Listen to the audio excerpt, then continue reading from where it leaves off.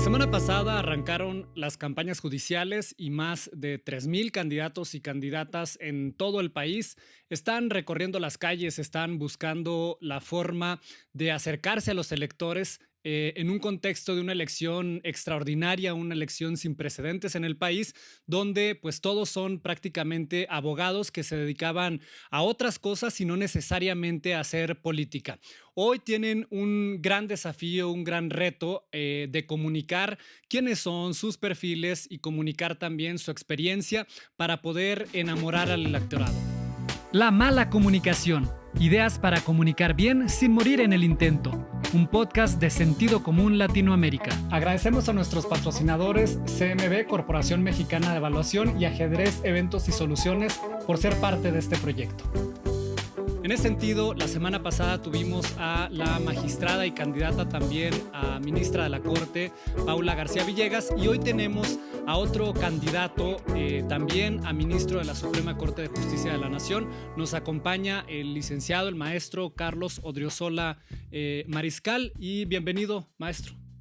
Muchas gracias, José Manuel, aquí a las órdenes de tu público y muy agradecido por la invitación. Bueno, Carlos Odriozola Mariscal, les platico un poco de su perfil. Es un abogado litigante con más de 30 años de experiencia.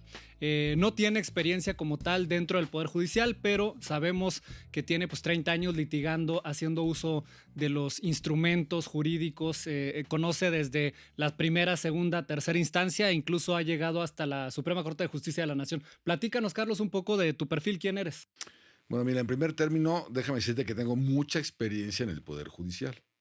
Lo que pasa es que el Poder Judicial tiene dos caras. Tiene la cara de los juzgadores y la cara de los justiciables, de las personas que van a pedir justicia, ¿no? Y eventualmente, pues lo harán a través de un abogado, como en mi caso, y entonces sí tengo 30 años de experiencia en el Poder Judicial, pero del otro lado de la barandilla, Claro. lo cual creo yo que da mucho valor al tema, sobre todo porque te da esa experiencia y, digamos, esa sensibilidad que requiere la justicia para que sea justicia, ¿sale? No son números, las personas no son números de expediente, no son simplemente papeles, son personas que tienen sentimientos y eso es algo a lo que yo me he dedicado desde hace mucho tiempo.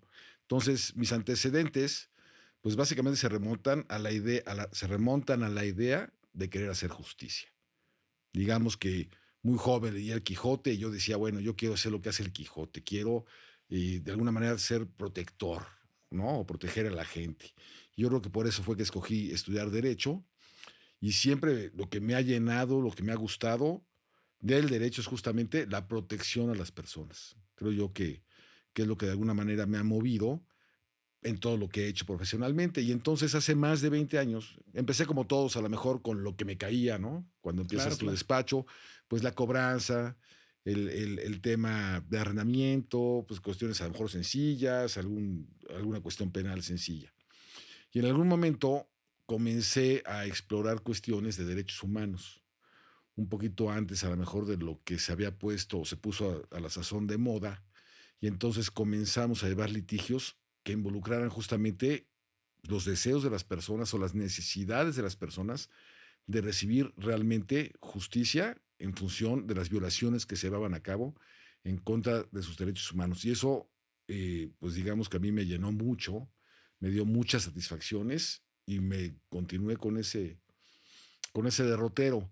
Constituí en el año 2007 una ONG que se llama Centro contra la Discriminación, justamente para luchar por la igualdad de todas las personas en todos los ámbitos y especialmente a través del litigio estratégico, porque yo lo que sé hacer es justamente ir a los tribunales. Pero para quienes no lo sepan, ¿qué es el litigio estratégico? Porque pensamos que litigio estratégico es litigar y ganar los juicios, y no necesariamente, ¿no? Hay mucha gente que se confunde entre lo que es el litigio estratégico y la estrategia en el litigio. Claro. Ojo, son dos cosas distintas. La estrategia en el litigio, pues es qué quieres hacer cuando litigues, ¿no? A ver, pues voy a llevar a tal testigo, le voy a preguntar esto, lo voy a poner nervioso, lo voy a presionar de esta manera o no. Eso es tu estrategia, ¿no? Pero el litigio estratégico es algo realmente muy complejo y muy importante porque lo que hace es, y en materia de derechos humanos especialmente, es que tú vas a diseñar tu litigio o tu serie de litigios, porque no necesariamente tiene que ser uno, abriendo brecha contra lo ya establecido. Entonces, posiblemente tú tengas en tus leyes una serie de procedimientos que te permiten reclamar ciertas cuestiones y usualmente en el litigio estratégico vas a ir más allá de eso. Vas a empezar a diseñar, con una estrategia evidentemente, diseñar una serie de pasos a seguir en un procedimiento, en un litigio, que involucran no solamente cuestiones legales, sino incluso cuestiones de comunicación, de medios y, y una serie de actos que te lleven a lograr tu objetivo. Y tu objetivo no necesariamente va a ser ganar o no un juicio, sino abrir la brecha para que después puedan ganarse. Por ejemplo, tú puedes iniciar una serie de procedimientos que tengan por objetivo sentar una declaración judicial determinada, ¿sale? O una jurisprudencia, o a lo mejor tienes que iniciar, como fue en algunos litigios estratégicos que yo llevé, tienes que iniciar 40 demandas para ganar una. Y esa una es la que va a abrir la brecha para el respeto a los derechos humanos. Platícanos justamente de esas sentencias o de esos litigios estratégicos que hiciste que sentaron precedentes. Porque sabemos que dentro de lo que tú has hecho hay mucho litigio en materia de derechos humanos, como ya lo decías, de discriminación laboral y discriminación por discapacidad. Cuéntanos particularmente algún ejemplo que haya generado un cambio real y que haya puesto, digamos, pues ese precedente en la corte para que a partir de ahí cambiaran las cosas para el resto de los mexicanos. En algún momento corría el año 2007 y se presentó una clienta nuestra, no clienta, una persona, ¿no? Que finalmente pues, fue nuestra representada, Carmen Pacheco, diciendo que venía llegando de Estados Unidos, que había vivido ahí algunos años, ella era o es mexicana, había vivido ahí algunos años, se estaba reincorporando aquí a nuestro país y resulta que ella tenía en esa época como unos 45 años y decía que no encontraba trabajo por su edad, que era muy común que las empresas establecieran un límite de edad en sus convocatorias a los 35 años. Abrimos el periódico y efectivamente vimos que todas las empresas, era muy común cualquier aviso oportuno que tú abrías, cualquier sección de aviso oportuno de convocatorias, todas decían, solicito personas de 18 a 35, de 18 a 25, es decir, había límites de edad, 21 a 40, depende del cargo, pero usualmente, o el empleo, usualmente estaban oscilando entre los 21 a los 35 años, era lo común. Nos indignamos porque teníamos la recién expedida ley federal para prevenir la discriminación, de alguna forma reglamentaria, ni más ni menos que el artículo primero constitucional, es decir, el artículo primero constitucional que te dice que nadie puede ser discriminado por ninguna causa, y te da un catálogo, ¿no? De género, de condición social, de preferencia sexual, de justamente por edad, etcétera. Y entonces dijimos, bueno, a ver, señora, evidentemente que podemos hacer algo porque esta ley prohíbe ese tipo de actos. Nuestra Constitución prohíbe ese tipo de actos. Las principales tratados internacionales en materia de derechos humanos prohíben ese tipo de actos. O sea, a mí me indignaba el hecho de haber violado los derechos tan flagrantemente de las personas. Públicamente, a ver, estas empresas pagaban por esos anuncios y los publicaban en los diarios de mayor circulación del país. Era, y es, sin duda si existen todavía que existen, indignante. Y entonces me dijo, ¿qué podemos hacer? Y evidentemente, pues la prueba era compleja, porque tú tienes tu convocatoria y tienes a la persona, pero ¿cómo pruebas que efectivamente no le dieron el empleo en razón de su edad? Entonces una opción tendría que haber sido ir a decirle al empleador, oiga, vengo a pedir este empleo, ¿y qué edad tiene? 45, pues que usted no sabe leer, ahí dice que tienes que tener 35 años, ¿no? Entonces usted además es inepta porque no está usted leyendo. Entonces dije, bueno, pues eso no puede ser, vamos a tener que diseñar un litigio estratégico. ¿Y qué fue lo que hicimos? Presentamos más de 30 demandas en contra de un grupo de empresas de renombre para efectos de que retiraran sus convocatorias y para eso, con las leyes que nos permitían en ese momento hacerlo, tuvimos que demandar la declaración judicial de que esas convocatorias eran discriminatorias y una indemnización por daño moral. ¿Por qué? Porque es lo único que nos permitía hacer la ley en ese momento. Las leyes, te estoy hablando a lo mejor del año 2007, entonces, pues lo único que la ley nos permitía hacer en la vía civil que es la que queríamos iniciar, porque si bien ya existía un delito de discriminación, yo quiero que vayas hoy por hoy al Ministerio Público y le digas que te discriminan para ver qué pasa. No va a pasar nada, porque los ministerios públicos no saben ni qué hacer con eso, ¿no? Y es muy raro que tú veas una carpeta de investigación hoy por ese delito. Pues sí, era igual en ese momento. Imagínate, el 2007, te estoy hablando de hace un montón de años. Presentamos las demandas, te digo, más de 30 demandas, se fueron agrupando, depende de las empresas, como en 4 bloques de empresas, es decir, eran 4 empresas grandes, y se ubicaron, digamos, 8 más o menos por cada una de las empresas, se acumularon y siguieron su camino. A veces me preguntan que por qué no demandamos en su momento a empresas pequeñas, ¿no? Cuando notificamos a estas empresas estos actos, ellos se ¿Qué defendían. empresas eran, Carlos? Pues mira, estaba, por ejemplo, el Palacio de Hierro, estaba, por ejemplo, Aeroméxico, estaba, por ejemplo, Corporación Mexicana de Restaurantes, que son las que manejan empresas como Wings y la destilería y varias de esas, Chiles, me parece. Había alguna aseguradora ahí de medio pelo en materia de campo, digamos, ¿no? Una Proagroseguros, que fueron muy aguerridos, por cierto, en defenderse. Y entonces los demandamos y ellos contestaban diciendo, oye, pues es que el artículo 5º constitucional me permite la libertad de contratación, ¿no? Es libertad de trabajo y para efectos del patrón, libertad de contratación. Nosotros lo que le contestábamos era que el artículo 1º constitucional te establece la dignidad humana.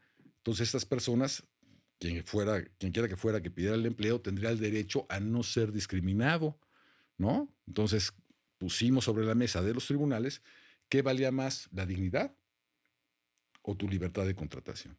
La dignidad de la persona que buscaba el empleo o la libertad de contratación de la empresa que lo ofertaba. Llegamos a esas 30 demandas, llegamos a la etapa de sentencia y las 30 las perdimos. Oye, ¿y cuál era la reacción de los jueces, de los magistrados, cuando ustedes llegaban a alegar en un México, además estamos hablando de 2007, entre 2007 y 2010 más o menos, ¿no? Era un México en el que no se hablaba de racismo, no se hablaba de discriminación, o sea, no eran temas que se ponían sobre la mesa. Todos teníamos en la cabeza, pues bueno, te contratan de 19 a 35 y ya, o sea, y es lo normal, entre comillas. Hoy pensar que es lo normal que te discriminen por edad para un trabajo, ahorita dices a los 35, todo 34, digo, ¿cómo que a los 35 yo ya no sirvo para un trabajo? Entonces, ¿qué te decían a ti los jueces, los magistrados, cuando tú llegabas con ellos y alegabas algo que parecía irreal, pues? Mira, ya existía en la ley la prohibición. El problema está en que ellos no lo veían como una cuestión ilegal, sino que decían, pues es que así Es es. normal, pues, ajá. Incluso la misma clienta dijo, oye, pero ¿a poco eso procede? Porque pues, es lo que sucede y si lo hacen hacia la luz del día, pues quiere decir que es legal, ¿no? Ajá. Yo le decía, no, es que lo que sucede a la luz del día no quiere decir que sea legal. Exactamente. Tenemos que hacer algo, ¿no? Y entonces cuando los demandamos, primero los jueces, pues se sorprendían, ¿no? Era tal la cantidad de demandas, porque sí es poco habitual, y por eso es un litigio estratégico en derechos humanos. O sea, aquí no se le va a pedir permiso a la autoridad. Claro. La autoridad no te va a dar permiso de nada. La autoridad es cerrada y la autoridad está en su comodidad y no te va a hacer caso en nada cuando hables de derechos humanos. Y entonces dijimos las 30 demandas, los jueces se sorprendieron, todas estaban en la Ciudad de México en diversos juzgados y nos enteramos que se hizo hasta junta de jueces o hacen sus juntas periódicas para casos, digamos, relevantes, y uno de estos casos o motivos de discusión fueron estas 30 demandas donde ellos decían, bueno, ¿y qué está pasando? ¿Por qué están aquí demandando esto, no? ¿Por qué de repente llegaron tantas demandas sobre esto? Bueno, pues justamente porque la jurisprudencia se establecía en base a 5 resoluciones en el mismo sentido, y nosotros queríamos, y sabíamos que iba a ser difícil lograrlo, pues llegar a sentar esas jurisprudencias, y la única manera de hacerlo era pues con el cúmulo de demandas. Y ahorita vamos a ver que fue una buena estrategia. Y entonces llegamos con los 30 jueces dictaron sentencia y ninguno nos dio la razón. Ni uno solo de los 30 jueces nos dio la razón. A lo mejor algunos acumulados, vamos a pensar 8 o 10 jueces. Ninguno nos dio la razón. Apelamos y esas apelaciones se van a una sala de apelación que se integra por 3 magistrados o magistradas y ninguna nos dio la razón. Ninguna de esas personas, salvo una, nos dio la razón. Es decir, solamente en una apelación por ahí, una magistrada, cuyo nombre desgraciadamente no recuerdo, dijo, sí tienen razón, pero como son de 2 votos a favor y 1 en contra, pues digamos que tampoco nos dieron la razón en la sentencia, y entonces imagínate, ya estamos hablando pues a lo mejor de otros 30 magistrados, ¿no? Lo cual te hace ver la cerrazón del Poder Judicial en aquella época para poder entender los derechos humanos. Pues nos fuimos al amparo, ¿no? Entonces te vas al amparo directo y llegas a un tribunal colegiado de circuito que también se integra por 3 magistrados o magistradas cada uno, y ninguno nos dio la razón. Llegaste a otros 8 tribunales colegiados con 3 magistrados cada uno, unos 20, 24 jueces, 21, 24, depende del número de colegiados, ninguno nos dio la razón. Dijimos, bueno, nos vamos al amparo directo en revisión, que ya de por sí la Corte siempre ha sido reacia en recibir ese tipo de asuntos, pero bueno, por excepción nos dieron la oportunidad. O sea, ¿no? llegaste a la corte con un asunto de discriminación y pensaste que alguna vez ibas a estar ahora como candidato a ministro. No, pues eso imposible. Ni siquiera se hablaba de una posibilidad de una elección judicial, ¿no? Y tradicionalmente para llegar a la corte, pues tenías que ser amigo de un presidente. Yo la verdad es que nunca he sido amigo de ningún presidente. Oye, ¿qué pasó cuando llegaste a la corte con este amparo? Llegamos a la corte con estos amparos y el primero que llegó, pues resulta que los ministros de la primera sala nos negaron la razón. Se terminó el asunto. O sea, ¿era normal que las empresas discriminaran por edad para los ministros? Sí, los ministros dijeron, no, pues tiene su libertad de contratación y entonces Aeroméxico puede seguir discriminando, cómo no, mucho gusto. Eso los ministros, eso es lo que avalaron. Y terminó el juicio, ¿sale? Presentamos por ahí alguna queja ante la Comisión Interamericana de Derechos Humanos, pero la verdad es que seguimos esperando respuesta. Jamás respondieron nada. Y bueno, pues ahí se terminó ese juicio. Llegamos con el siguiente, ponle tú que ha sido el del Palacio de Hierro, y lo mismo, llegamos y los 5 ministros de aquel entonces de esa primera sala de la Suprema Corte de Justicia de la Nación nos negaron la razón. ¿Qué te decían? Eso, que la libertad de contratación era más importante que la dignidad humana. A lo mejor no lo decían de esa manera, pero te lo daban a entender. Y si ves las resoluciones, pues es lo que te decían. Decían la libertad de contratación de las empresas, pues es su libertad de contratación, y si tú no tienes la edad, pues ni modo. Además, pues no fuiste a pedir el empleo. Yo les decía, pues ¿cómo voy a ir para que me revictimices? Estás hablando de una violación de derechos humanos. O sea, además quieres que entonces me digan, usted no sabe leer, además de que tiene usted 45 años y para mí es vieja. Entonces, además no sabe usted leer. ¿Qué no está usted leyendo que no aceptamos gente de más de 35 años? Era realmente indignante. En ese momento dijimos, bueno, pues si seguimos llevando los siguientes casos que estaban por ahí pendientes, un par de casos más ya acumulados, pues vamos a hacer jurisprudencia, pero en contra, o sea, vamos a darle la razón a las empresas para que sigan discriminando, y entonces lo suspendimos momentáneamente. Suspendimos ahí los procedimientos, ¿no? Estaban en un término donde se podía hacer o se podía esperar a mejores tiempos. Pero en esa época se acercó con nosotros una chica con discapacidad a pedirnos apoyo. Esta era una chica que estudiaba en aquel momento, era estudiante todavía, tendría unos 18, 19 años, no, tenía como 19, 20 años, y estudiaba en una universidad privada. En esa universidad, la bolsa de trabajo tenía unos formularios. Y esos formularios tenían la pregunta sobre si se aceptaba o no personas con discapacidad. Ya de suyo, esa pregunta pues ya era discriminatoria, ¿no? Pues ¿cómo que aceptas personas con discapacidad? Pues claro que las tienes que aceptar. Pues ¿cómo que no las vas a aceptar? Pues eso tenía el formulario. Pero una empresa, varias, pero una de ellas le había puesto no acepto personas con discapacidad, lo cual pues evidentemente también es discriminatorio. Claro. Esta chica, pues como una chica de 18, 20 años, y como mucha gente en este país tenía y puede tener miedo de hacer valer sus derechos. Porque si oye, y si me expulsan de la universidad, y si mañana me hacen algo, pues son empresas muy poderosas, ¿no? Este era un hotel, ¿no? Muy reconocido, también muy poderoso, NH Hoteles, por lo visto que se pueden decir marcas. NH Hoteles, ¿no? No, pues no acepto personas con discapacidad. Bueno, pues los vamos a demandar, ¿no?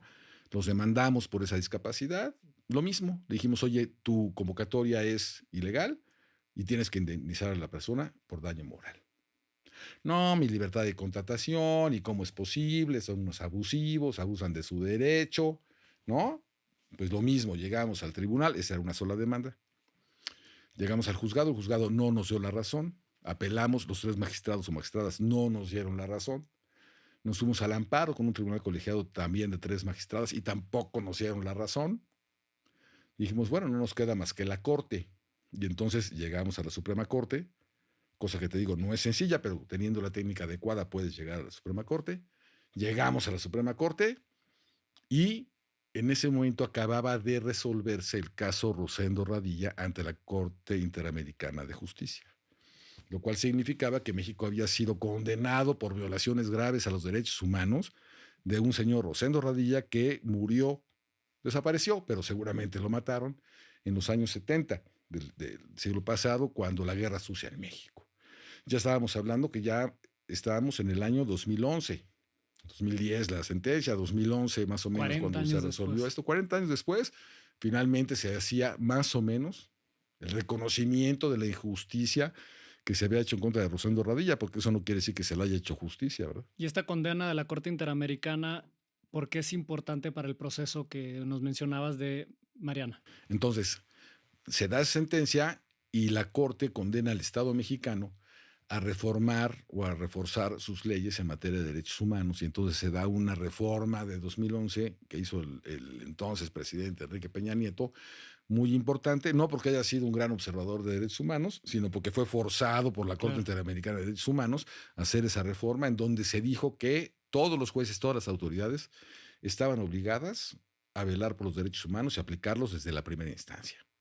Porque hasta esa fecha, usualmente lo que sucedía en el Foro Mexicano, jueces, magistrados, era que los jueces y magistrados no analizaban tratados internacionales, ¿no? Eso lo reservaban para los sumos pontífices, ¿no? Que era la Suprema Corte de Justicia, los ministros y alguna ministra, porque además en esa época ni siquiera había muchas ministras de la Suprema Corte, y entonces decían, no, eso nosotros no lo podemos valorar. Por eso llegabas hasta la Corte y la Corte te decía, no, pues sí tienen derecho a discriminarte. Bueno, llegamos entonces, en base a esa reforma, cuando llegamos con el caso de Mariana, de esta chica, llegamos a la Corte. Y entonces ya les había cambiado el chip, tuvieron que comenzar los mismos ministros, o prácticamente los mismos ministros, tuvieron que cambiar su óptica de los derechos humanos. Y cambiando esa óptica de los derechos humanos, entonces tuvieron ya que darnos la razón.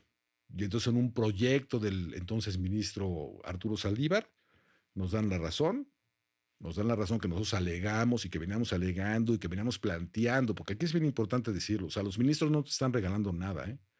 O sea, son derechos humanos que ya están reconocidos en tratados internacionales, que están reconocidos en el derecho internacional general, o sea, por los estados, con tratado o sin tratado, dignidad humana, y que ahora te quieren vender a veces en la judicatura de que, no, yo le reconocí su derecho a no ser discriminado. No, no me reconociste absolutamente nada. Reconociste lo que tenías que reconocer, ese derecho ya existía y ahora lo vamos a hacer efectivo, y eso es lo importante. Y entonces llegamos allá a la Corte con el caso de Mariana, nos dieron la razón y condenaron a esta empresa, Corporación Mexicana de Restaurantes, a, NH Hoteles, a pagar una indemnización por la discriminación de la que Mariana había sido víctima. Señalarte que en ese caso, Mariana, con discapacidad, tampoco había ido a pedir el empleo, y también se discutía, y la Corte nos dio la razón en el sentido de que no tenía que haberlo hecho porque hubiera sido revictimizada, ¿no? Y entonces eso fue muy interesante porque nos permitió entonces decir, ya le cambió la mentalidad a la Corte, saquemos los asuntos que estaban pendientes de discriminación laboral por edad, sacamos ese asunto de Corporación Mexicana de Restaurantes, lo volvimos a subir a la Corte y entonces se resolvió a nuestro favor. Y nada más aclaro, perdón, el caso de Mariana fue con la ministra Sánchez Cordero, y el caso de Corporación Mexicana de Restaurantes, perdón, fue con la corporación, con el ministro Arturo Saldívar, ¿no? Entonces, primero entramos con Mariana, nos dan la razón ya con la reforma de 2011, retomamos el de Corporación Mexicana de Restaurantes, y entonces nos dan la razón Arturo Saldívar, diciendo, sí, efectivamente, también tengo que condenar. Y entonces condenamos a esta empresa al pago de daño moral y a establecer sobre todo jurisprudencia, porque a partir de ahí salieron casi 30 tesis entre los dos asuntos, de jurisprudencia que se supone que protegen a las personas, pero eso ya es otro costal, o harina de otro costal. Carlos, ¿y qué significó ese cambio de mentalidad o de óptica que hizo la Corte para pues, tener otra visión sobre los derechos humanos? En virtud de la sentencia de la Corte Interamericana de Justicia, se vieron obligados a hacer ese cambio, porque vinieron de tal forma las presiones internacionales que vino la reforma justamente legal en materia de derechos humanos, y eso los obligó de alguna manera a comenzar a dictar sentencias que fueran propulsoras, ¿no?, del respeto a los derechos humanos, cuando menos a su reconocimiento. Ya su ejecución y su garantía será otra cosa, pero cuando menos a su reconocimiento, pues la Corte tuvo que decir, oye, ya no puedo seguir dictando sentencias, pues. Oye, pero entonces tú luchaste contra la Corte, básicamente. O sea, la Corte no es que haya hecho su trabajo porque lo tenía que hacer y porque tenía que garantizar derechos humanos. Más bien vino un elemento externo que fue la Corte Interamericana a decirle, señores, ustedes están violando derechos humanos. Los exhibieron y entonces tuvieron que cambiar su mentalidad. Sí, sí, sí, se exhibió al Estado mexicano en su conjunto en general, ¿no? Y como te decía, por eso cuando me dijiste, no tienes experiencia en el Poder Judicial, sí la tengo, pero la tengo así en abrir las puertas, ¿no? Porque es muy fácil estar de aquel lado y decir, pues yo soy juez y pues, yo digo lo que yo quiera y ya dije lo que quise decir. No, no, no. Vamos a abrir esas puertas, vamos a abrir y hacer que esos derechos humanos realmente se ejecuten, que realmente se reconozcan y que realmente se garanticen, que sean reales, que sean efectivos. Porque además, te voy a decir una cosa, estos juicios, estás hablando de 2007 a 2014. O sea, estás hablando de un reconocimiento que hoy se suena dadivoso que nos regalaron, después de 7 años de litigarlo ante las autoridades y después ante la Suprema Corte. Fue todo un litigio ante la Suprema Corte. O sea, no es nada más de que llegue uno y presente un escrito ahí y digas, ya pidieron la razón. No, No, claro, para llegar a la no. Corte tienes que pasar por primera, segunda, tercera instancia hasta que, como dijiste ahorita, es técnica más que otra cosa, no es que llegues directo a la No, Corte. no, te vas primera instancia ante un juez, segunda instancia ante una sala local, te vas al amparo y te vas a un tribunal colegiado de circuito y después de ahí tienes que ver que es por excepción que la Corte te lo admita. Y para eso tienes que tener una muy buena técnica, porque si no la Corte no te admite nada. Oye, fuera del programa nos decías ahorita que la Corte antes, si le perdías tú un caso que tú estabas defendiendo y tal, pero perdías frente a la Corte o no le lograbas demostrar tu hipótesis, había una multa. ¿Cómo funcionaba? Eso fue antes de lo que te estoy hablando, todavía hasta el 2000, que será como hasta el 2003, 2004, existía esa disposición que decía que si después del amparo directo tú pretendías irte al amparo directo en revisión, que era, como te digo, excepcional, porque siempre ha sido como que un recurso excepcional, no siempre procede la admisión del recurso. Si tú te ibas ante la Suprema Corte y presentabas ese recurso, la Corte, si lo perdías, te podía multar. ¿Y a ti te multó la Claro, Corte? me multó más de una vez. ¿Por qué te multó? Pues porque presenté un amparo directo que había una violación a los derechos humanos y me dijo, no tienes razón y además te multo. Pero bueno, pues aquí estamos todavía peleando en contra de la Corte y cosa que siempre es muy satisfactorio, ¿no? Bueno, y a propósito de estos casos que has trabajado, Carlos, hay dos casos que yo leí en internet sobre a quienes has representado, ¿no? Y entre ellos estaban unos ejidatarios de Holbox, que estamos hablando de hace más de 15 años, una cosa así, y otro de unos ejidatarios de Holbox que unos empresarios yucatecos les querían comprar o los enredaron ahí con sus tierras y resulta pues que había un abuso, ¿no?, de parte de estos grandes empresarios porque sabían el valor que tenían las tierras de Holbox, de los ejidatarios. ¿Cómo los representaste a ellos? Y segundo, un litigio en Cozumel, si mal no recuerdo, donde también un grupo de empresarios quieren poner un malecón y le van a quitar la única playa pública que le queda a Cozumel. A mí siempre me ha gustado estar del lado del débil.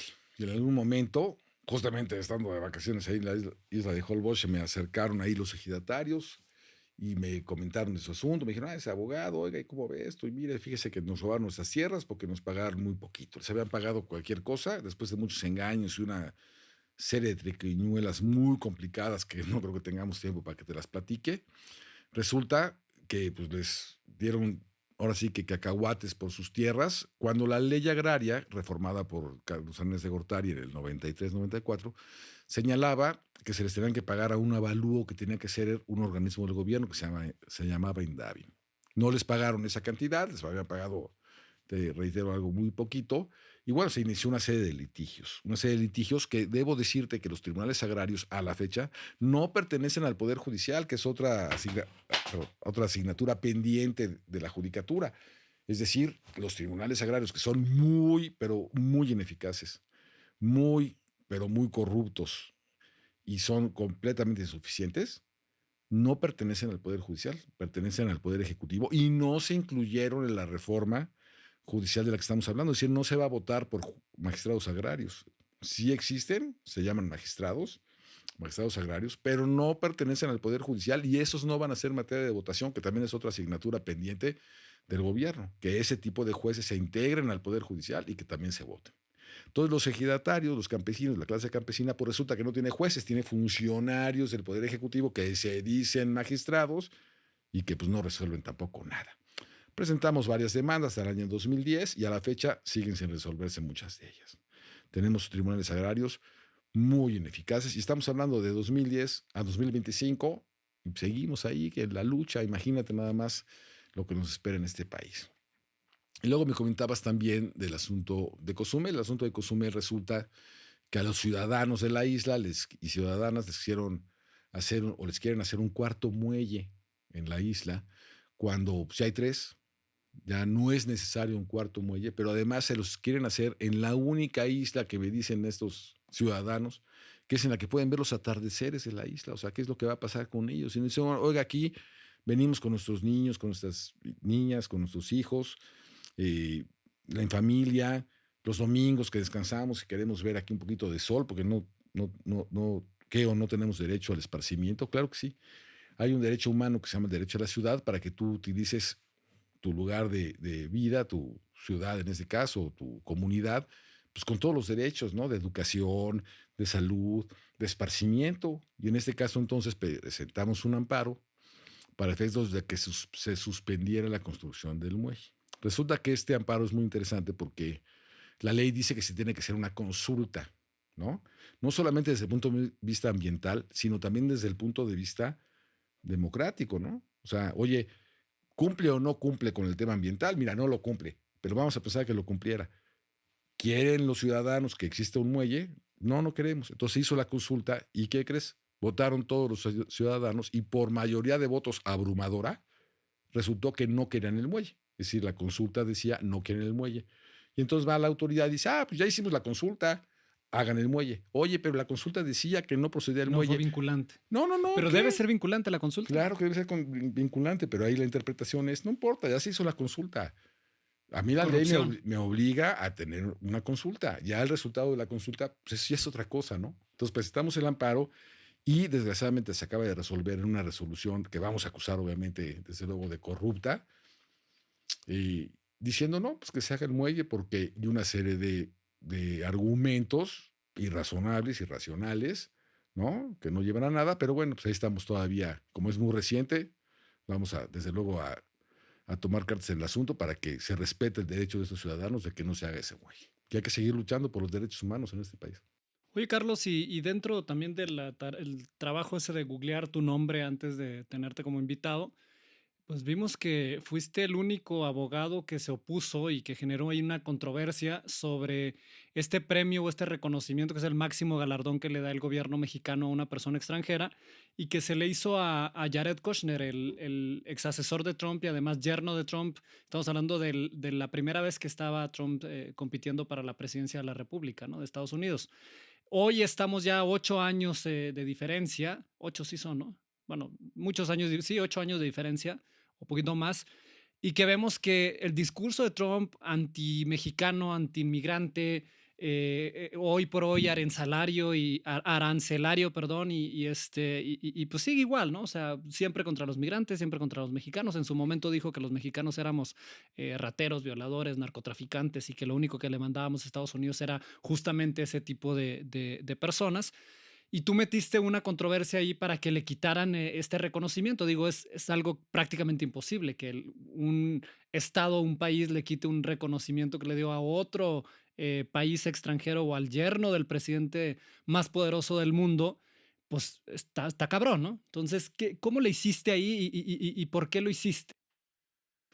Mira, corría el año 2015 cuando Trump queriendo ser el candidato republicano su primer término de presidente. Es decir, todavía ni siquiera era candidato. Era pues, el presentador de su programa aquel de televisión y dijo, me voy a lanzar a la presidencia. Y entonces tomó una bandera que fue decir, los mexicanos o México nos manda pura basura a Estados Unidos. Es decir, se fue sobre los migrantes. Cuando hizo eso, yo como presidente del Centro contra la Discriminación y ser humano que me interesa el respeto a los derechos humanos, me indigné. Dije, ¿cómo es posible? Yo soy mexicano y nos está señalando que somos una basura y que además la gente que se va a Estados Unidos a trabajar es una basura. Y yo quisiera que la gente estuviera consciente de todo lo que sufre una persona que se va a Estados Unidos en condición de migrante. O sea, los explotan, los polleros le sacan dinero, la policía de allá también le saca dinero, los polleros allá violan a las mujeres, cruzan el desierto. Yo conocí gente que me platicaba que habían caminado, hubo una gente que caminó desde aquí hasta Denver. O sea, él me decía, es que llegué a Denver. ¿Cómo que llegaste a Denver? O sea, ¿no llegaste aquí apenas a Arizona?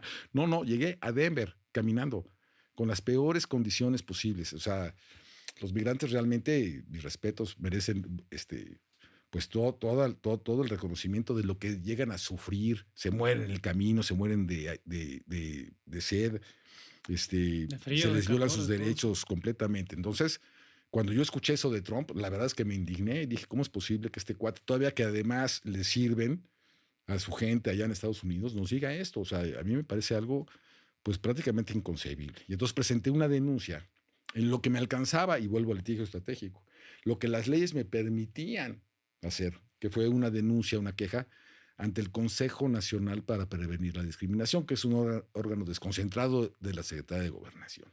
Y este órgano me dijo, pues no puedo hacer nada porque esto pasó en Estados Unidos, pero sí le voy a dar, como yo solicité, vista al canciller de aquella época, al secretario de Relaciones Exteriores, que era Meade, José Antonio Meade, para que haga un pronunciamiento. Y hizo un pronunciamiento diciendo que esto era discriminatorio.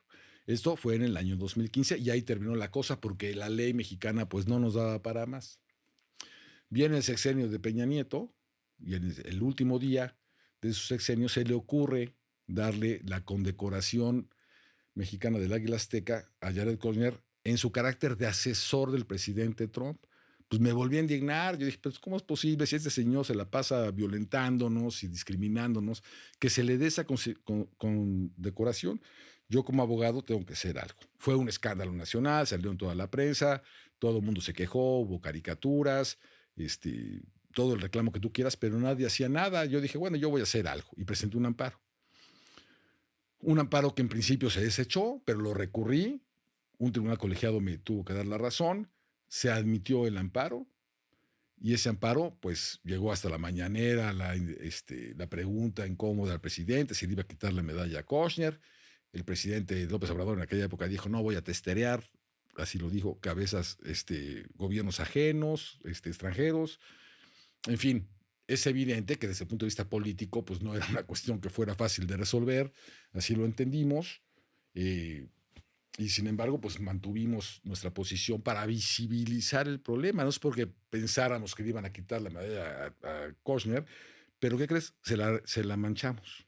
Claro. Porque esa medalla, si la tiene en su sala, yo quiero pensar que no la tiene en su sala, porque cuando la tenga en su sala y algún invitado llegue y diga, oye, que esa medalla no es la que te impugnaron, ¿no? Esa medalla no es la que causó mucho revuelo en México, que no era que te la tenían que dar y que hubo ahí algún tipo de juicio, pues no lo sé. Finalmente, esa medalla, pues no es una medalla dorada, ¿no?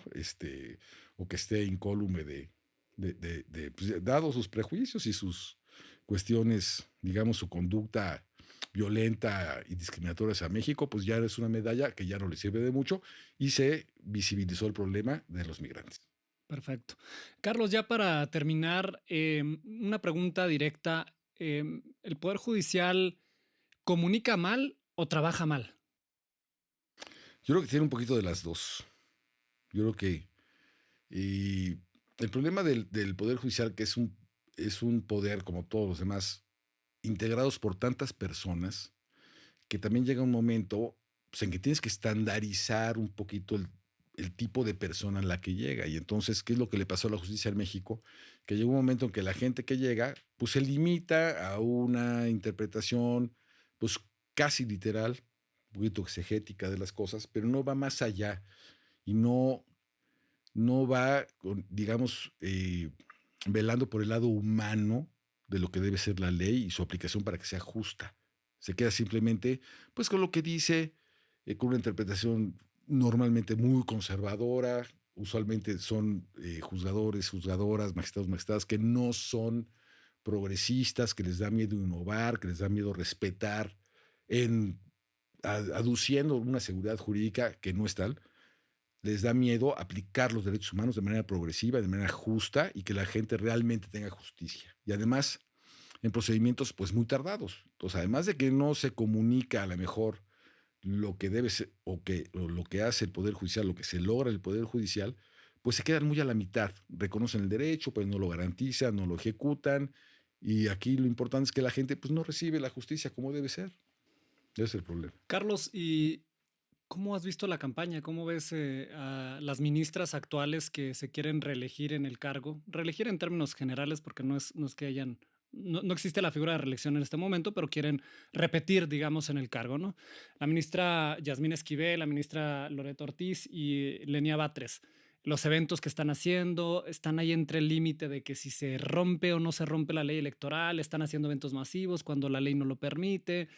¿Cómo ves tú en general el desarrollo de las campañas, ya que llevamos una semana aquí en esto?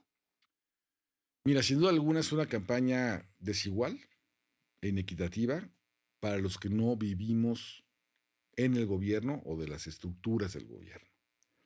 Porque evidentemente ministras como ellas pues tienen toda la exposición mediática y toda la estructura de poderse mostrar en público diciendo que quieren ser ministras, porque yo estoy esperando y sigo esperando que me digan cómo van a resolver los problemas de la justicia. Es decir, va a haber justicia, que nos digan cómo lo van a hacer, ¿no? Es decir, aspiran al cargo y siempre lo hacen con generalidades, ¿no? O aduciendo generalidades. Digo, ellas y la gran mayoría de los candidatos y candidatas que están hoy contendiendo, pues muchos que ven del Poder Judicial, pues que me digan qué han hecho para resolver los problemas de la gente, ¿no? O sea, ya está probado que no lo han hecho o han sido muy pocos los avances. Entonces yo creo que lo que la gente debe ver hoy, digamos, en los candidatos y candidatas nuevas, es ese perfil humano, humanista, de dignificar la justicia, de dignificar los procesos, sobre todo que los hagan efectivos y sobre todo que los hagan rápido y que nos digan cómo hacerlos. Eso creo que es lo importante.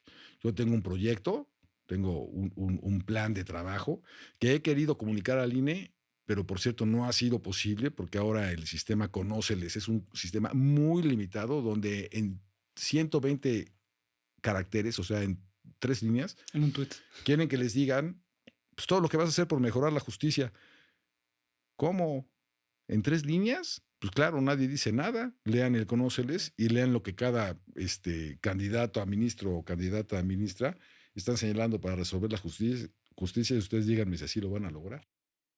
Ok, ya ahora sí, para terminar un ping-pong, te voy a dar el nombre de los candidatos, las candidatas, y tú me das una palabra que quieras hacer referencia de ellos o lo que para ti significan ellos, ¿no? Y ellas. Vamos a empezar justo con las que ya ocupan hoy una silla en la corte. Yasmín Esquivel. ¿Y solamente puede ser una palabra? Una palabra, una oración, una frase. Yasmín Esquivel. Es controvertida, Lenia Batres. bien intencionada, Ok, Loreto Ortiz. buena amiga. Ok, ahora vamos con los que están fuera. Marisela Morales. Fue procuradora. Ok, Zulema Morri. No la conozco, pero no entiendo que tengan tampoco propuestas. Ok. Vamos ahora con los candidatos hombres, que es más difícil ahí porque realmente no se han terminado de posicionar, pero empezamos con Arístides. No lo conozco. Ok, Sergio Molina. Es consejero, forma parte del Poder Judicial actual. Rebollo Gutiérrez. Creo que César Gutiérrez me parece que se llama. César Gutiérrez es hijo de un general Rebollo y litigantes, pero Ok. no en derechos humanos. ¿Qué te diferencia ya para cerrar esto del resto de los candidatos? Pues mira, yo alguna vez escuché un filósofo español cuando le preguntaron ahora sobre la reforma judicial en México, dijo, ustedes lo que tienen que hacer es nombrar litigantes en derechos humanos, porque son los que conocen el sufrimiento de la gente, los que conocen desde el, el momento uno donde empieza la justicia, desde antes, porque tienes que diseñar además el litigio, ¿no? Estudiar el asunto, llevarlos al tribunal, llevarlos por todo ese camino largo y sinuoso que existe en la justicia, hasta donde sea necesario para tratar de ver que sean resueltos sus problemas. Y entonces, pues conocemos todo, conocemos desde antes de que empiece el primer paso hasta el último, ¿no? Y cuando hablas de derechos humanos, que es lo más satisfactorio que hay, ahí es donde realmente dices, vale la pena estar en este proceso para tratar justamente y garantizar a la gente que reciba realmente justicia pronta y efectiva en su momento y que estoy seguro que lo vamos a lograr. Carlos, muchísimas gracias por estar aquí. No, al contrario, gracias por la invitación. Bueno, hoy estuvo con nosotros el abogado Carlos Odriozola, que busca ser ministro de la Suprema Corte de Justicia de la Nación, y platicamos de muchas cosas. Platicamos de su trayectoria, de los problemas de comunicación y de corrupción que tiene el Poder Judicial, y también platicamos de cómo están siendo llevadas las campañas electorales por parte de las distintas personas que tienen hoy la responsabilidad, la obligación de ir a buscar los votos y ganarse la confianza de la gente. Ya para terminar, quiero invitarlos a que sigan el canal de YouTube de La Mala Comunicación Podcast, que nos sigan en nuestras redes sociales @La Mala Comunicación Podcast y que consulten en nuestra página web www.sentidocomun.lat artículos, publicaciones y todo lo que pueden ustedes obtener a través del trabajo que hacemos desde Sentido Común Latinoamérica. Muchísimas gracias y nos vemos el próximo martes.